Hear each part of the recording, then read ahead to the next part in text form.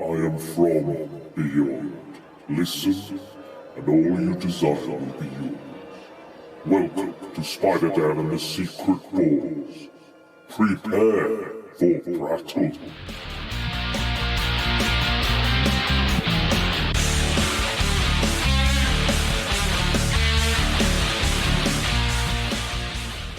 Secret Stories. Okay, so we're back again talking about dogs. Just dogs in general. Good and bad. So we just had your number 3. Yes, we did. So this is going to be my number 3. It is. Yes. So this is I think this is probably the most evil dog on the list because it's a very real evil. This kind of evil. So this is a film called White Dog that was also out in 1982, and the film is basically a young actress runs over a dog. It's a white German Shepherd, and it's absolutely just white as you can get. Yeah. Now she takes the dog in, she decides to look after it, and she has a home invasion. Okay. And somebody tries to get her, and the dog protects her. They manage to call the police, and she's saved. And eventually she's been putting out all these kind of adverts saying whose dog is it, and then she kind of decides to keep the dog. Okay. Unbeknownst to her, the dog is what they call a white dog. It has been trained and conditioned and programmed to purely attack black people. So it's a racist dog, basically. Okay. Effectively, it's a racist dog. All right. But basically, he has an owner who's maybe hired some homeless people, black people, drug addicts, and has asked them to beat this dog as a young dog. So he's trained them and conditioned them to hate black people. Again, bad owner. Yeah, again, bad owner, very bad owner. Yeah. So what happens is she realizes this and it attacks a few people, kills 2 or 3 people in this film. Black people in this film, or at least injures them.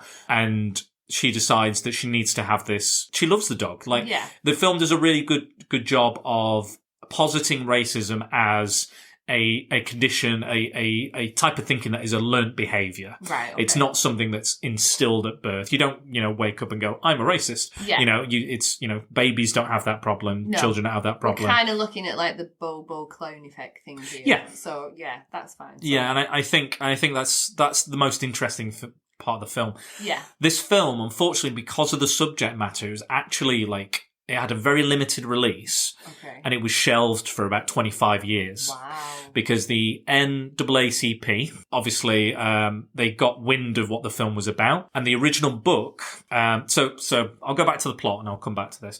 So what she does, the actress, she says, I need to retrain this dog. Mm-hmm. And one of the trainers at this place, it's kind of like a zoo for stage animals and Hollywood animals. Yeah. So they train them to do what they need to do for the film. And basically, one of the owners says, I will not do this because a friend of mine got killed by a German Shepherd, basically. Wow. Those kind of dogs you can't retrain. And then this the other owner, who's a black man, I think Paul Winslow, who plays the character. He's one of the police detectives in the original Terminator film, right, and has played several other roles, famous roles as well. He's fantastic in this film. So he says, because it's a white dog and because it's been trained to attack black people, I want to be able to retrain this dog. I want to come up with a system that will allow me to retrain this dog, and then we can send this all over the world, and we will no longer have this racist weapon against black people. And he's really compelling, and some of the dialogue is a bit on the nose, and a bit very sometimes it's a bit ham-fisted and stuff. It's not as subtle as it could be.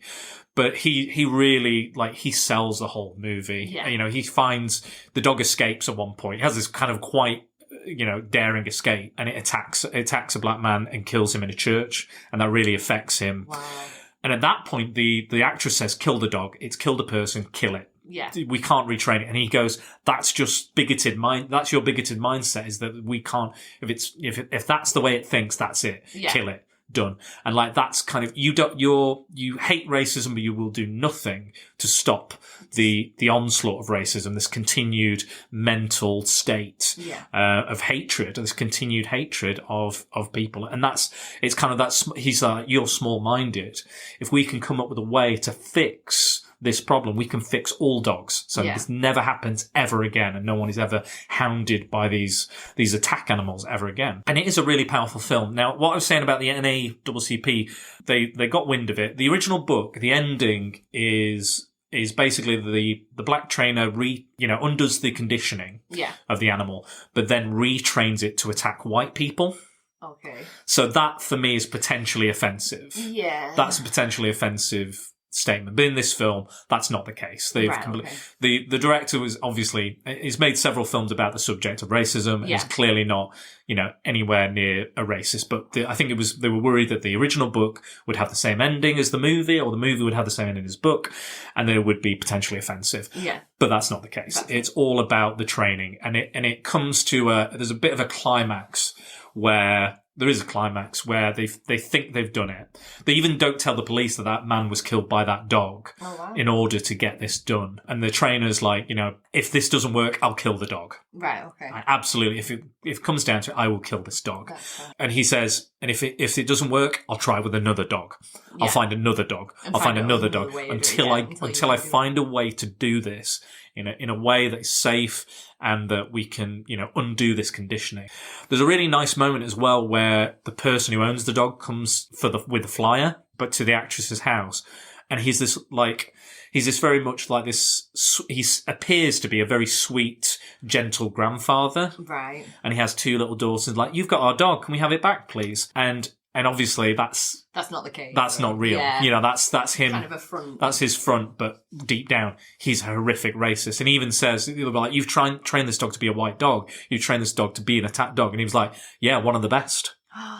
And it's like, and she's screaming at the kids saying, don't trust your grandfather. He's an awful human being. Yeah. And he's like, I'll get my dog back. And the finale of the film, don't want to spoil it. I won't spoil the ending, but the finale of the film is basically the trainer has no protection, no armor or anything. Yeah.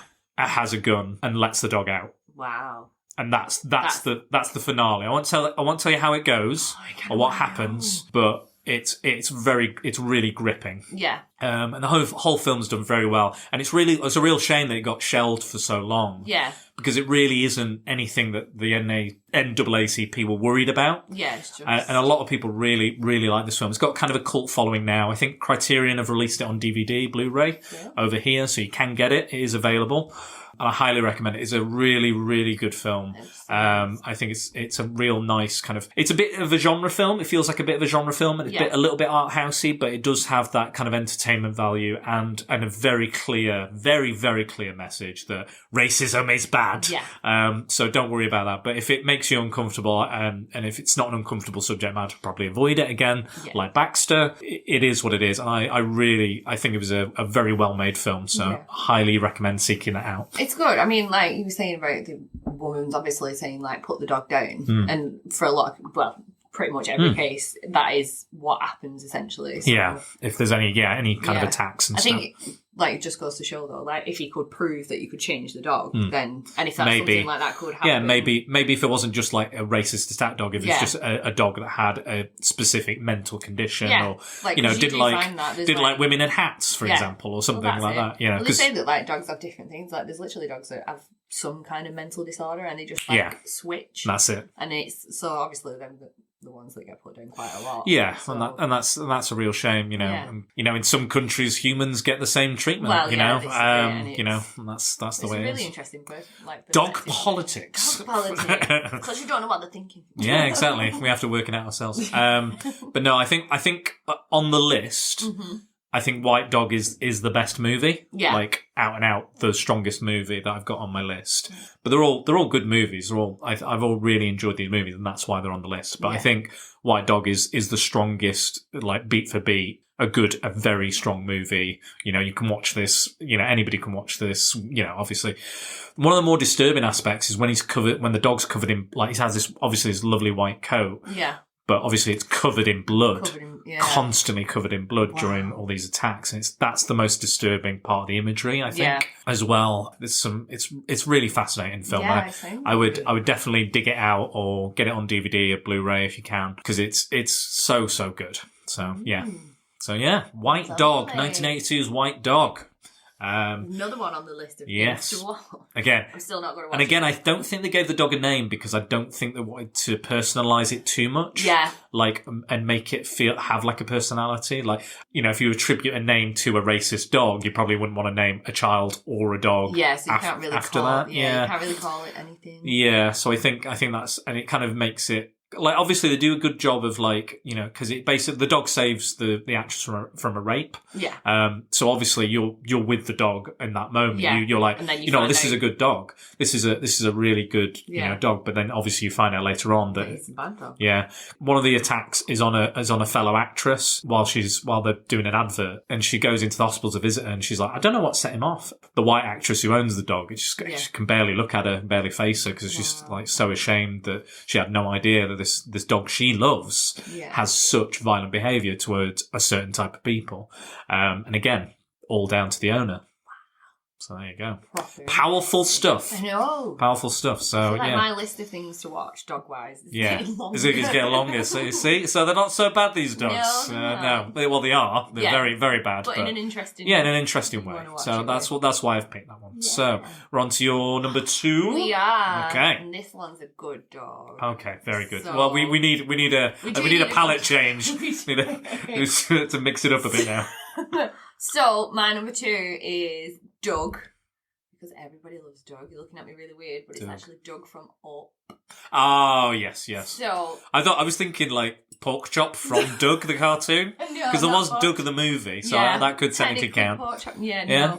But Doug He's a from good dog. Up, he is the best dog. He's my favourite dog. And, like, he's talking about characterisation, and you get to know what they're thinking because he's got a collar on. Yeah, so the collar speaks for him. Yeah, you know, genuinely. And, like, we were talking about theories, so there was the whole Frankenweenie theory before. Yeah. Now, I have my own theory with Doug. Okay. So, he's literally been an outcast for his entire life. Aww. I know, and he's, like, obviously the beta of the pack, and he's always in the code of shame. Yeah. Which is a bog standard thing in our house that we shout at Odin.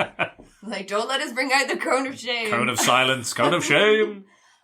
So he's this kind of always looking to be kind of loved kind of character, and he's never really had that. He's in this pack and they all hate him, and his owners doesn't really pay much attention to the dogs. And then literally this kid and this old guy come along and he decides, you're the ones and I'm having you. And it literally takes like the whole film for him to go, because he gets called a good boy at the end of the film. Yeah. Like when he says, I was hiding under your porch because I love you. Like the best thing about that movie. But and then he goes, you're a good boy, and it completely changes. And it's really nice to see, and it's nice to kind of like that he's gone from like having really like a rubbish life to having like I love his kind of like the dialogue they write for him. Yeah. Is kind of it's very like obvious how he feels and thinks and stuff. Yeah, definitely. But that is how a dog would think. Like it's very much like, I love you, you're here, and I love you. Yeah, you know, it's you know, that's you know, very much and it's quite like it's ingenious. Yeah. In a way, like he's like Up for me is a fantastic movie anyway. Definitely. I went to see it and almost cried in the first almost like I was on the verge. But then, and I was like, no, it's over now. I can control myself. I went to see it with an ex-girlfriend. And then at the end, there's the bit where he turns over the page and it says, go have your own adventure. Yeah, did I get you? And I hadn't cried for about 8-9 years. Something like that, like a really long time. Like, you know, I'm not dead inside, but I just hadn't, you know, and I like, it was like Chandler from Friends, the floodgates open, and we went down the illuminations afterwards, and even my girlfriend was like, get a fucking grip, man. You know, I was like, you know, she was quite cold, I'll be honest. But, you know, and I was just in bits. I was just honestly in bits. Yeah. And Doug's a big part of that as well. Doug's a huge part of that. Like, and even the little boy in it as well. What's his name? Russell. Yeah. Like again, like the kind of the father son issues in that, and I'm like, oh my god. And then, but Doug was a big part of that because he's, you know, he was another kind of lovely touchstone in the film that made me think about like my childhood, my life in general. I think it was like. So much stuff going on, but Doug, like, I can hear that in a dog. Like, even if I can't, you know, hear it literally, I can hear it. Anyone who owns a dog, if you have not sat and talked for your dog, are you a real dog owner? Exactly. Who's a good boy? Who's a good boy? We literally sit with Odin on a regular... Oh, there we go. There There's he Dogs. is. As said his name. Yeah. We sit with him. There's Andy. Joining in. There's Andy. There's the disciplined, strong owner he needs. And we say Andrew's not a Nazi, and he's not interested in Nazism at all. Just to make people aware, put that in there. And he's not a serial killer either. No, he's not. As far as I'm aware. And me. We sit with Odin, and on a regular basis we do Odin's voice. Yeah. So Odin's kind of like a proper Wiganer. Oh yeah. So like we have pies. Proper Wiganer. He is a proper Wiganer. So when we have like pies or anything like that, it's like ooh pie. Yeah. It's like, ooh, what's that? Ooh, what's that? Ooh. What's going on? Like, Yeah. what? What'd you say? Yeah, and that's kind of Odin's voice. So when you kind of see dogging up and he's going like, hi there, like, it's a proper connection because as a dog owner, we're like, oh my God, that's what we do. And like the minute you, like when they start shouting squirrel, and they all look, that's pretty much what he does anytime we're out. He's like, oh, what's that? And he's like, oh, okay. I don't know if it's the writing. I think it's the writing, the performance that kind of do. I don't know if I've ever seen the voice actor for Doug. I probably have seen him somewhere. He's probably been on some. Yeah, I might have to look it up and kind of see who it is. But he's just, it's incredible. Like he just gets that mentality across. It's not like he's stupid. It's just the way a dog thinks. Yeah. It's just the way the dog brain is designed to think. Yeah. That is like, sniff this, look at that. Oh, what's that? Yeah. Yeah. It's really kind of like, and it's like short attention span on like everything, and it's just brilliant. There's no like subtext. It's all like text. It's all like that's it. Like laying the heart on the line, like heart on the sleeve, sort of the way the dog feels, and that's essentially what dogs are like. Yeah, it's like you can walk down the street and when they start jumping up at you, exactly. They're just like, you're a person. Yeah. Hello. Oh, new person, new smells, new experiences. Oh, great. And it's someone else just stroked me. You know. That sort of thing. Have you seen the short? With Doug? Yeah. No, I've not seen that. If you've not, you need to go and watch it. I'm not going to say anything else about it, but it kind of gives you more of an insight into him as well. Into his, into his life. He's not sociopathic as well, no, is he? He's not sociopathic. Or a racist. No, he's not. But yeah, it's if you've not seen it before, go and watch it. I would like to see that. Yeah. Was that attached to any of the films? I think it's like on maybe the Up DVD. Okay. I'll dig it out. Yeah, I'd love to see. I really would love to see that because I think that's one of, like, if I was doing the Good Dogs, Doug would definitely be on, like, if not number one, he would definitely be on the list. Yeah, Doug's definitely he's just brilliant. And I think a lot of people, I used a picture when I was promoting this, I used a picture of Doug and Alpha as an example. Just because they're very polar opposites. Well, if you think about it, because Alpha in there, if he didn't have like the squeaky voice, like when they change his voice controller and it's like his original one, it's actually quite terrifying. Yeah, it's like a genuine, because it's a bit squeaky. It's like, oh, I'm Alpha. Yeah, sort of thing. And then it kind of changes to like, yeah. But no, I think that's the again, a choice I would have made. Definitely, 100% made that choice as well. So I'm glad you chose it as well, because that's something that would have come up on mine.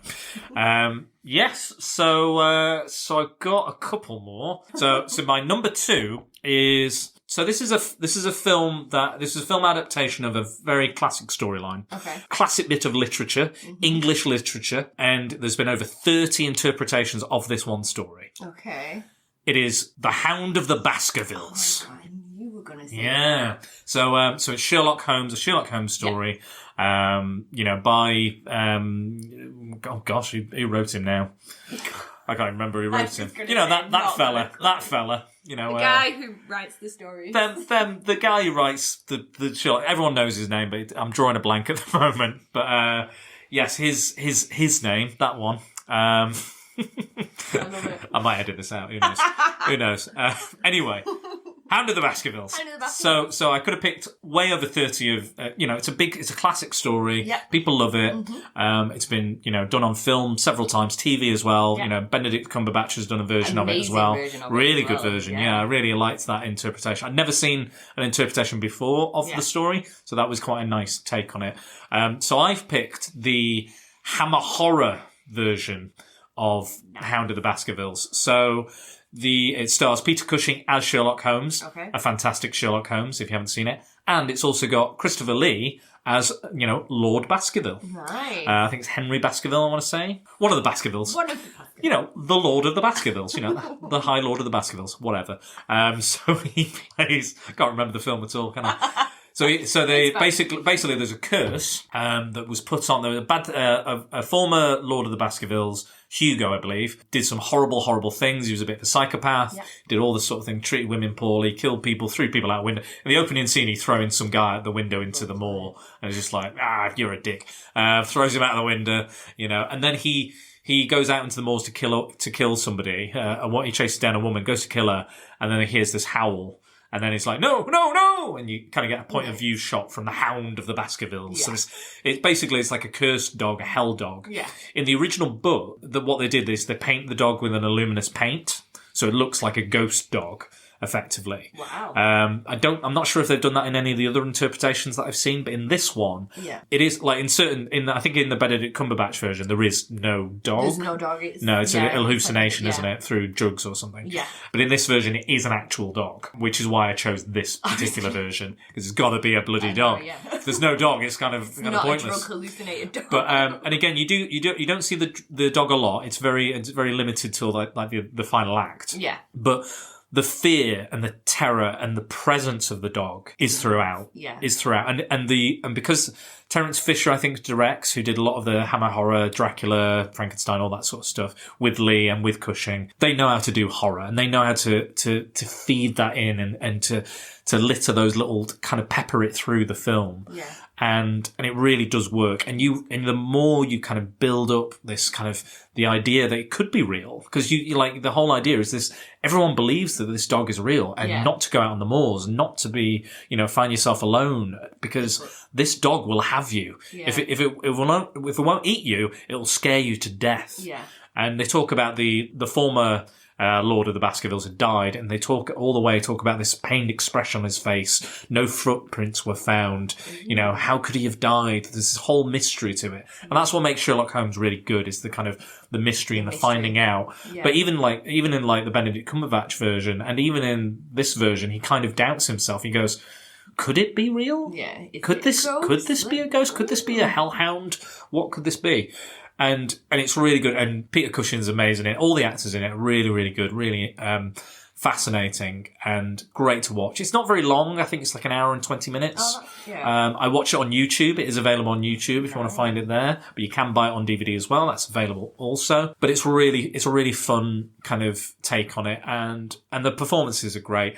I would pay a lot of attention to it, because a lot of it's like very fast dialogue, because I think I had to rewind the first 10 minutes because I was doing something else. So it's all like, yes, of course, and elementary, my old dear Watson. Really all this quick. Sort of, it's all very like, I'm more intelligent than you, and I figured this out, and like, oh my God, Holmes, it's incredible. It's a lot of that. But if you're into that and you like that and you like Hammer horror, this is the film for you. When you do get to a finale, it's a Great Dane.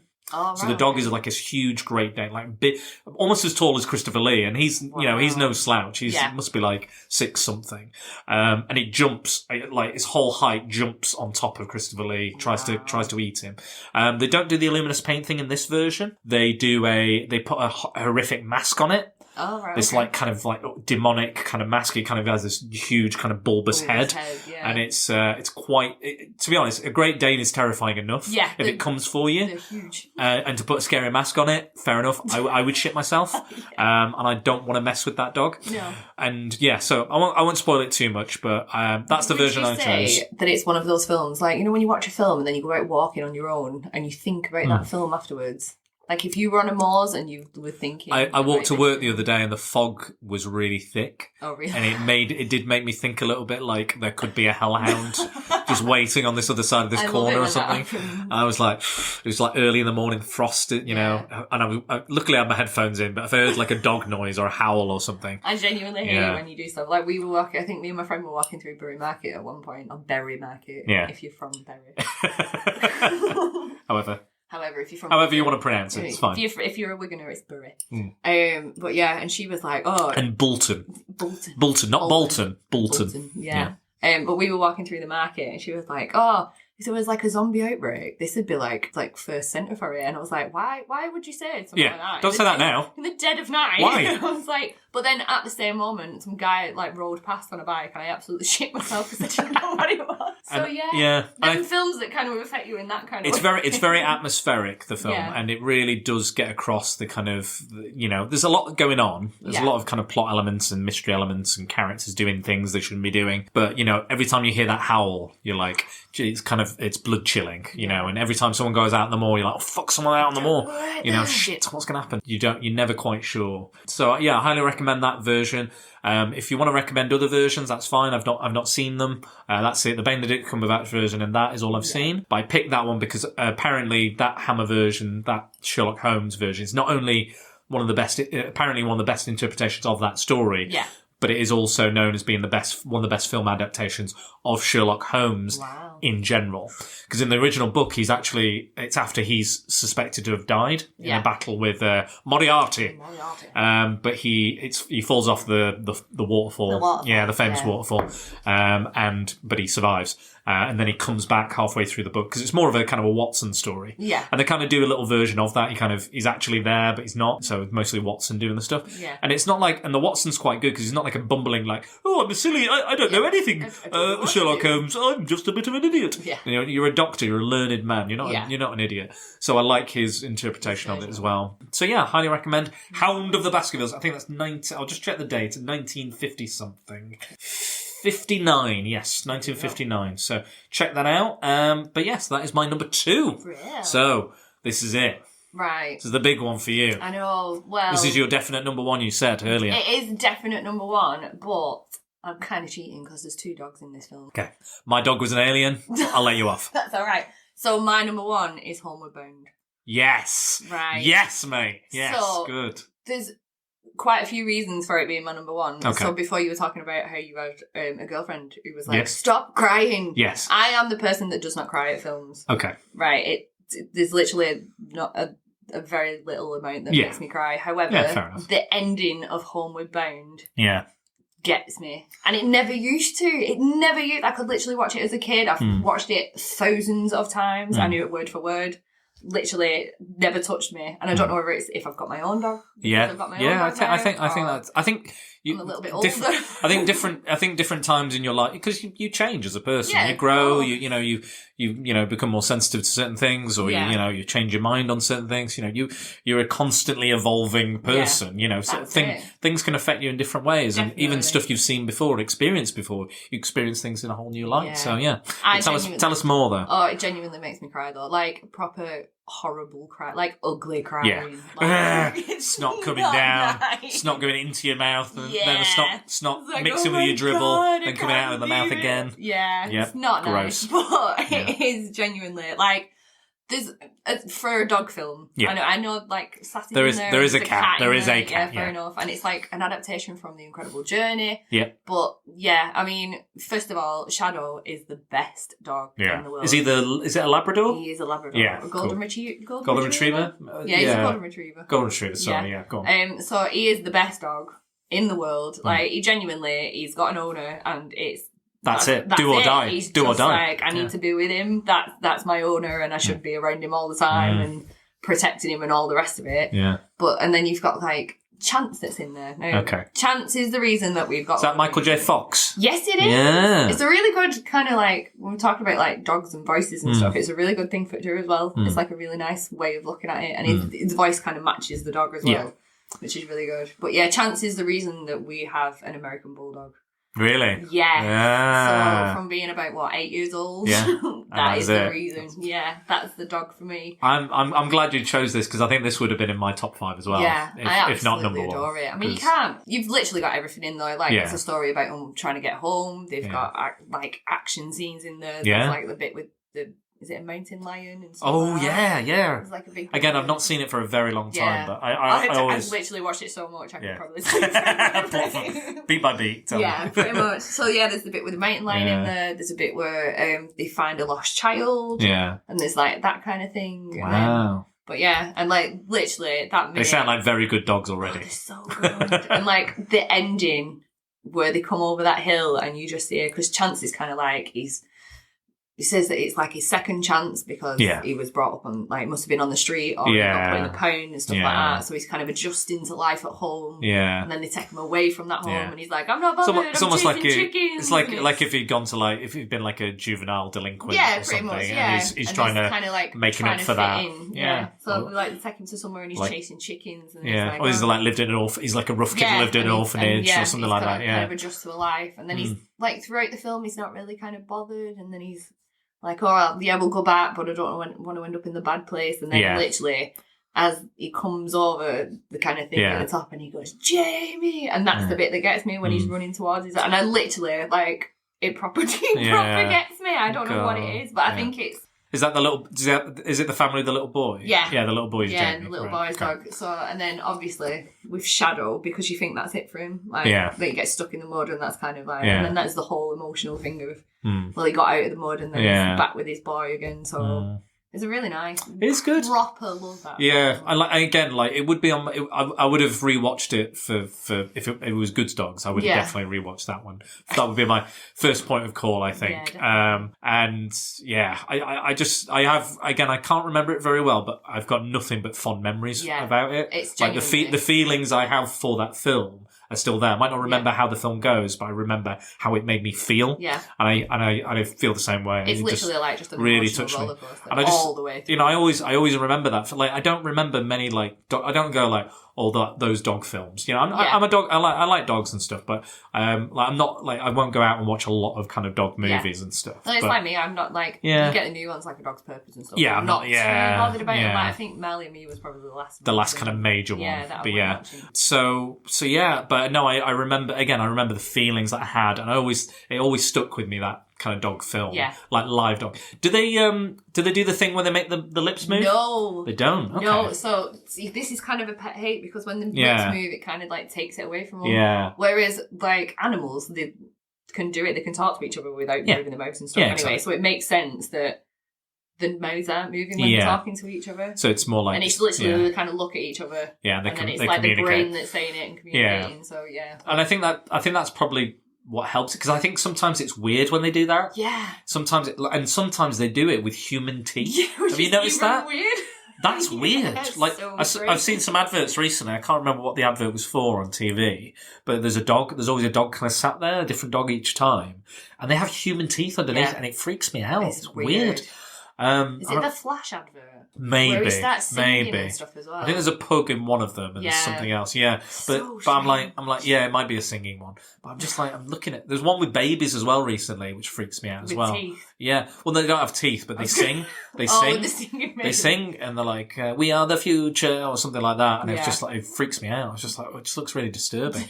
But yeah, I'm not sure if it always kind of works. I think given like how well it's done, like the special effects, and the human teeth thing is weird. Yeah, definitely. So if they don't do that, that's good. But yeah, I don't know if it would. I think it would take away from this film. Yeah, I think they would be too distracting. Definitely. Well, this is it. I mean, if you look at kind of like if we look at Babe I think Babe it works for Babe because it's very like Babe is a little bit over the top. There's like there's the mouse and like the goose that thinks he's a and all the rest it's stupid and weird. Yeah, it makes sense that it's in there. Interesting fact. Did you know the director of Mad Max Fury Road directed Babe 2, Pig in the City? Really? Yes. Wow. The same director. So far away from each other. Yeah. Quite a bit. That's brilliant. Just so you know, I think it's George something. George Miller? I think it's George Miller. Yeah. Just so you know, random pub quiz. It's Babe 2, The Road Warrior. There you go, pub quiz answer for you. Definitely. Yeah, no, I absolutely adore that film. Really fun. I do need to see it again. Yeah. Did they do a sequel?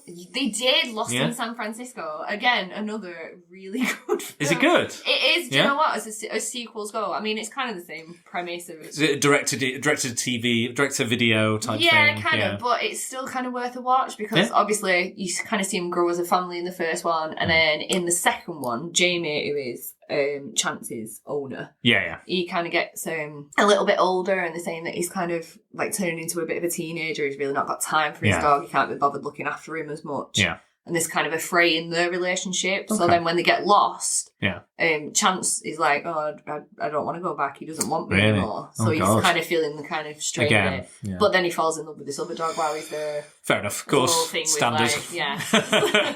Gets a bit far-fetched at one point. I always think about like Lady and the Tramp, and Lady and the Tramp is basically just two dogs wanting to have sex. That's basically all Lady and the Tramp is.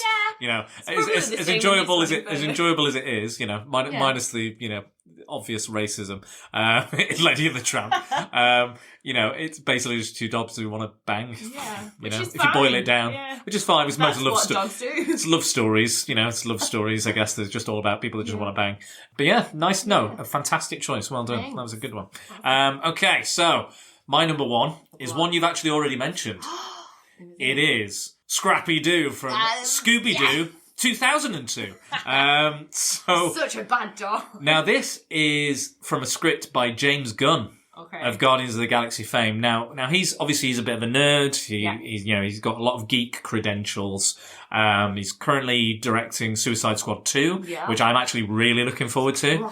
I think it's going to be really good. The first one was a bit mixed for me. Chabby for me. Yeah, chabby, a bit I'll be honest, of all the words to describe Suicide Squad, I've not heard anyone describe it as chabby. It is so chabby. There is a little bit of chab element. Now you've said it, I can see it. So Scrappy-Doo is a character they introduced in the cartoon because Scooby-Doo was losing ratings, which is often was done for a lot of TV shows. So a lot of like sitcoms would introduce, a new character like Poochie, Poochie, basically a kind of a Poochie. He is definitely a bad dog. So sort of that sort of thing. I've talked about it before. Like it does happen, and it's to try and boost ratings, but make people watch. But often it doesn't. It's a cash grab. It doesn't really work. So Scrappy-Doo is that. But he did prove to be popular and he did keep the show running, and various other shows have still included Scrappy-Doo in different iterations. It's the cuteness of it as well, isn't it? Yeah. It's like, it's a puppy version. Yeah. And if you're talking about small dog syndrome, my God, he is small dog syndrome. Yeah, he's like, let me at him, puppy power, all this. He's like, and it's just like, shut the fuck up. Kind of like he's got ADHD. Yeah, a little bit of that. Yeah, I can see that. He's just got to do something all the time. If he's not doing something, he's not having an adventure, he's not fighting, he's not doing something, let's do this, let's fight the ghost. And obviously, like, Shaggy and Scooby are not, like, don't quite, don't want to really, they just want to eat, smoke weed and have, and, get just, the munchies. And not get scared by ghosts, but pretty much everyone wants that's the way it works. So that's the show, that's the premise. But whether they're dealing with real ghosts, which is some kind of case, or masked people pretending to be monsters and stuff, depends on the iteration of Scooby-Doo. I've never met a person who goes, you know what, I love Scrappy-Doo. Not one person in my life has ever said, you know what character I really love? Scrappy-Doo. Because he's annoying, he's the annoying friend you all have. I'm probably the annoying friend most people have, and I can be a bit like excitable and stuff like that. But he's just irritating, and he's constantly trying to fight something. And for the second he tried to clobber a ghost, the ghost would clobber him, murder him, kill him, whatever they do. knock him out, poltergeist it, whatever they want to do. He's just irritating, and it's constant. It's for a lot of his appearances, for all the times I've seen him, he's a one-note character. Yeah. That's it. Yeah.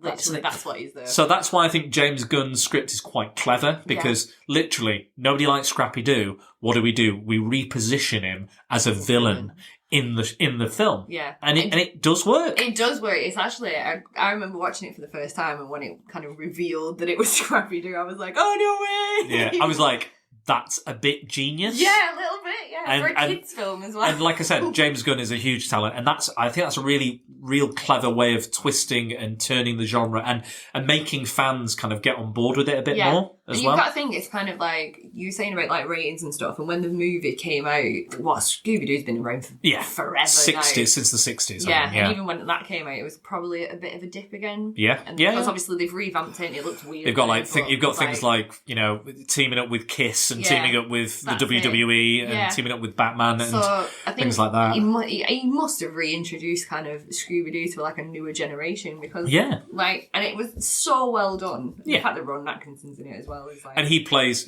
so Scrappy's disguised as Rowan Atkinson for the majority of the film. And he's playing this. Does he have this like a weird like foreign accent and stuff? I think he does. was. Or he's just like a really weird character. Yeah, he's in like, it. oh, It's like hello. Yeah. He's like this. It's kind of like a Club Med type thing, isn't it?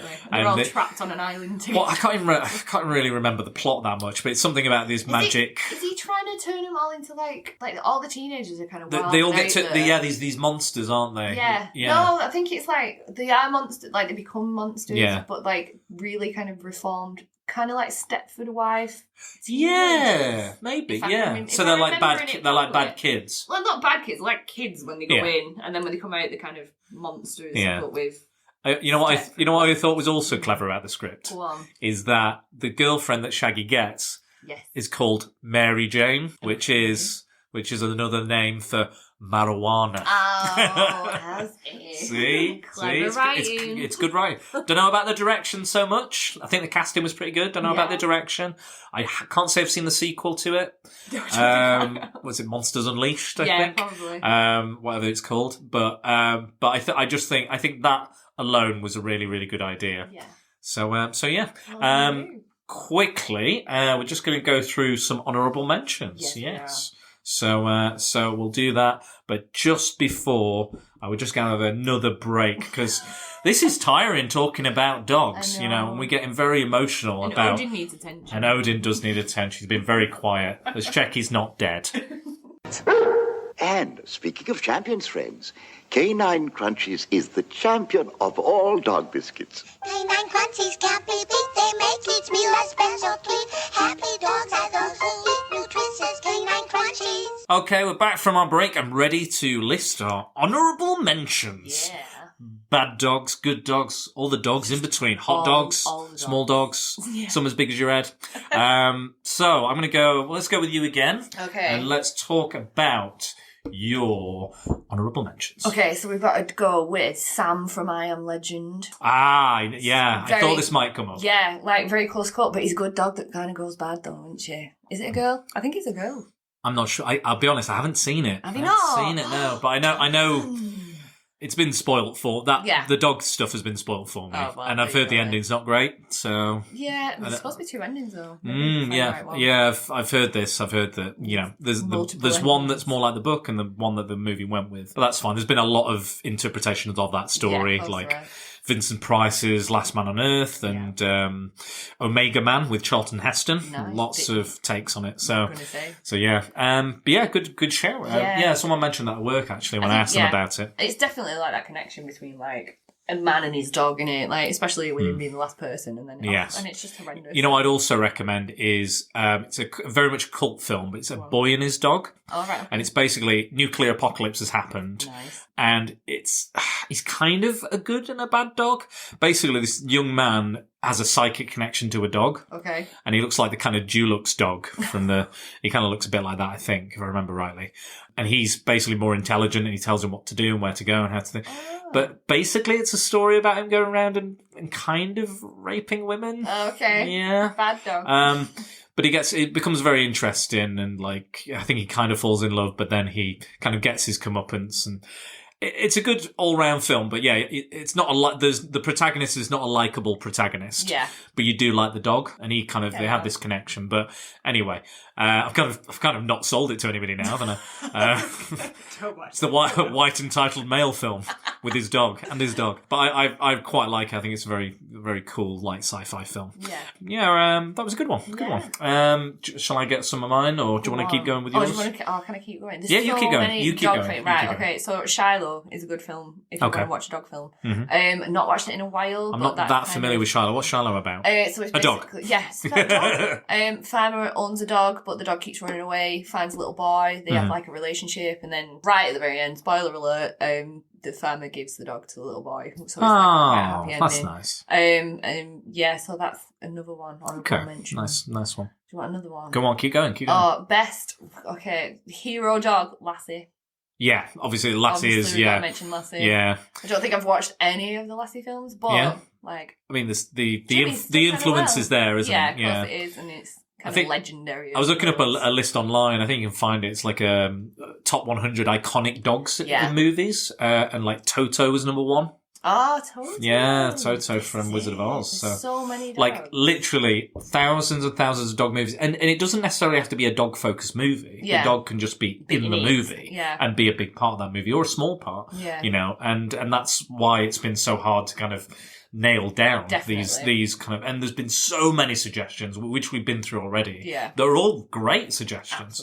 Absolutely. Maybe we should do a cat one. Maybe we should do. Maybe I mean, you know, you might not want to do the cat one, but I don't maybe know. Well, I could probably. I can't really think of any cats in fairness. You could do bad cats, and I could do good cats.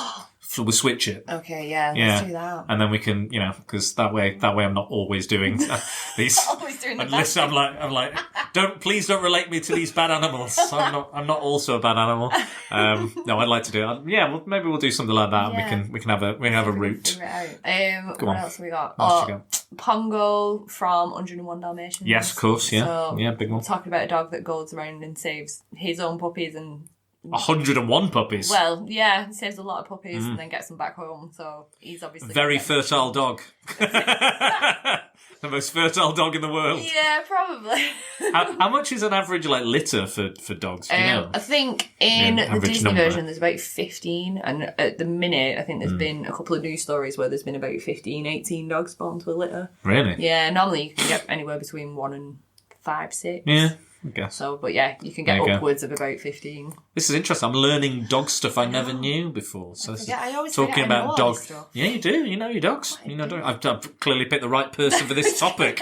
Really? So I know fuck all about dogs. This is it.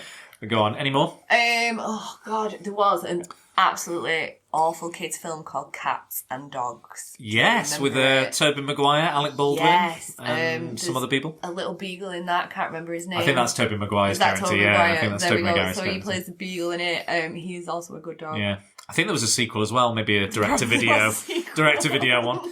And again, that's the one with the lips moving. Yeah, which kind of works in that one though, because it doesn't take itself too seriously. Like they're in.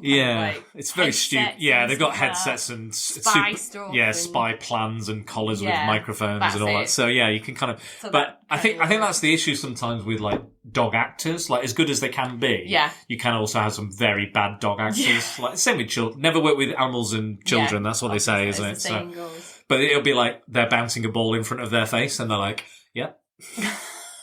And then the mouths are moving, but there's like literally no emotion. Yeah. So that's probably why in Call of the Wild they've gone with a digital dog as well, because you can get more expression. I think it's good though. I mean, like we're saying about all the training that kind of goes into it. Like you're looking at the Beethoven films, I think they used some upwards of like 30 puppies to do Beethoven too. Okay. Just because they grow so fast. Yeah, of course. It's like they're quite big dogs anyway. So. Well, a lot of the time when they have a baby or a child in a film, they get twins. Yeah, so it's because obviously child labour laws, you can't have them overworking, so they would just swap them out. That's it. And that's exactly the same. So dogs. there you go. Very interesting. Any others you can think of? Yeah, we've got to put one in Hatchie.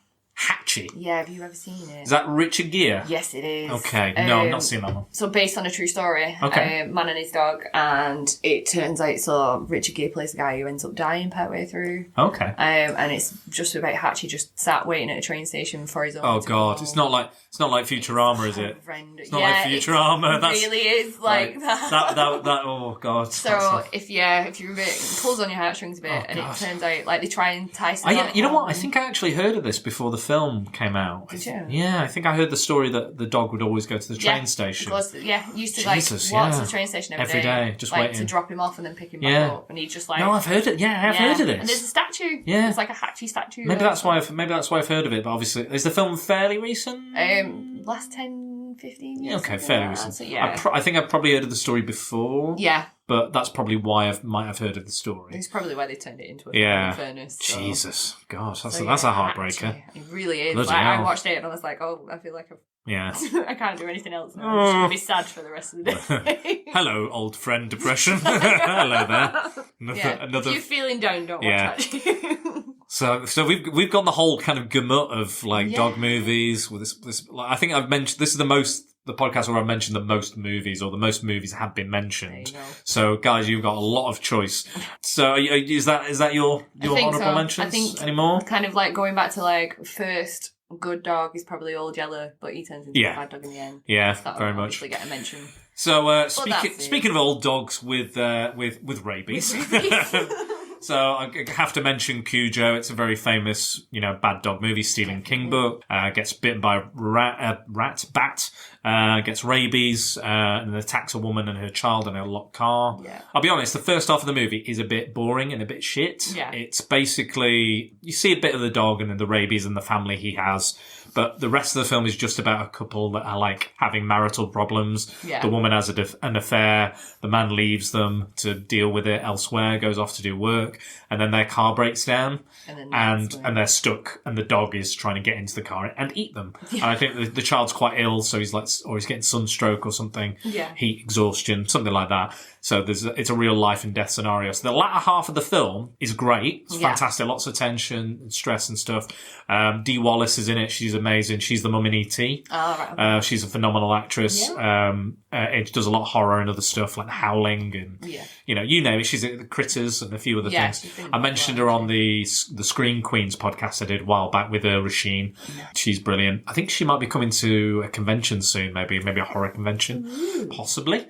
If I remember rightly. But, second half film good, first half film boring and shit. It's not done in an interesting way. It's been done, but that storyline's been done better. In a bad film. Yes. I don't know if I think they're thinking of remaking it, so hopefully it'll be a bit more interesting or a bit more in depth. Yeah, they'd have to kind of look at it. Yeah, you have to do something. But yes, The Omen. So I didn't really want to mention too many films like Rottweilers because I've had Rottweilers and I don't want them to get bad press. But they are very effective in the film. Again, very small appearances, but they're like his guard dogs or his hounds of hell, if you will. Yeah. And they're all like, staring and being quite demonic. And very much like the acting of I think it was between them or the Thing dog. But I chose the Thing. But yeah, that's kind of a good one. Man's Best Friend stars Lance Henriksen from Aliens. Okay. He plays like a geneticist, and he's made it's very much like White Dog. Woman finds a dog, adopts him. It turns out he's been genetically modified to have various powers, and he has camouflage powers and things like that. So that's a Rottweiler as well. There is the film Rottweiler from Brian Yuzna from 2004, which basically has a naked man running away from a cybernetic robot Rottweiler. Oh my god! Or I think it's a cyborg, more like. It's getting worse. Zoltan, Hound of Dracula, Dennis mentioned earlier, and there's also Devil Dog, Hound of Hell from the same year. Nice. I think they were both TV movies. Lovely. And now I know you included two dogs in yours, but I tried to avoid this. Oh, okay. So I'm mentioning these films are about packs of dogs. Yeah. Again, I've not seen all of these films, I'll be honest, but there was a lot to research, but I made my choices. I stuck with them. So many dog films. There is a Hungarian film that's currently on Amazon Prime. If you want to watch it, it's called White God. Okay. And again, it's very much blurs the line between good and bad dogs. A good dog gets kind of, there's laws and has to be abandoned. The dad throws it away, but the little girl has to go find the dog. Oh. However, that dog has become the leader of a bad pack of dogs that escape a pound kind of thing, or an extermination camp, I believe. And they go on a rampage. Wow. So I was a bit like, I don't want to include that one because it's a bit, I'm not sure. And again, I'm not sure how it'll end. Yeah. There's Dogs from 1976, which is about attack dogs. And again, I think they're genetically modified or there's some sort of science. I love how there's weird science involved. Science sci-fi stuff. The Breed, again, genetically modified dogs on an island that are abandoned. And then, exactly. Again, it's the owners, guys. It's the owners, not the dogs. It's definitely the owners. And again, The Pack is again about abandoned dogs that go on a rampage again. So a lot of attack dog movies for you to watch there. Oh, yeah. But again, I want to specify like singular dogs more so in the list. Been over all the honourable mentions. That's it. Yeah. That's it. How was that for you? Enjoy podcasting? Is this your first podcast? It was my first podcast. Did you enjoy yourself? You have a lot of fun? Yeah. You learnt a lot? I definitely learnt a lot about dogs. Yeah. I was going to say, I've learned a lot. I like sitting in front of microphones and talking to people. There we go. That's good. Well, I mean, this is all that is. I mean, that's the whole premise. I don't know if I explained this to you fully, but that's basically what you have to do. That's fine then. That's good. As long as you don't start becoming a YouTuber and have cameras and stuff. Oh, okay. We'll be Okay. Is other people doing that you know of? No, but I just don't want to do that. You don't want to do that. That's fine. Okay. Let's that's do fine. a podcast. That's fine. Yeah. Let's do podcasts. I often think I look like shit. So this is perfect. So, I don't, I also have to worry about other sound, editing and editing the movie and the sound. It's hard enough to learn how to do this, let alone, start getting video and lighting and all this sort of stuff. And, don't do that. It seems like a lot more effort, but I enjoy the podcast as it is. So I can look however I please. Yeah. Covered in boils and human feces. However I want to look, that's my choice. Wearing holy and you pants. can't see. I could be naked for all I know. I'm not naked He is because not. that'd be weird. But anyway, so where to find the podcast? We're going to talk about that very briefly. So the podcast is on Facebook, so it's at Secret Bores. You can find it there. Twitter, it's at Dan_Bores. Instagram, it's Spider Dan Secret Bores, all one word. The podcast itself is available on Podbean, Apple Podcasts, Google Podcasts, Stitcher, Spotify, YouTube, and many, many more. Also, I have set up a funding page, so it's on Ko-fi.com. That's Ko-fi, ko-fi.com/Spider Dan and the Secret Bores. If you'd like to buy me a coffee, that's £3 a donation. Would really appreciate. And if you donate enough coffees, I'll give you back some special exclusive stuff. And you can create your very own podcast that I will do for you for everyone's listening benefit as well. And also don't forget to use the hashtag #PrepareForPrattle when you interact with us on here, not on any of the social medias. Thank you very much for listening, guys. And thank you very much, Natalie, You're very welcome. for helping out. And I hope you guys go out and see Call of the Wild. Definitely. Because it looks pretty good. And Harrison Ford plays, basically it's like Chewbacca just switched, basically. That's it. But, He's playing Chewie. Yeah, so Chewie. He's playing Chewie this time. Yeah. That's basically what it was, like we were saying earlier. So, yes. Goodbye, guys, and thank you again. Goodbye!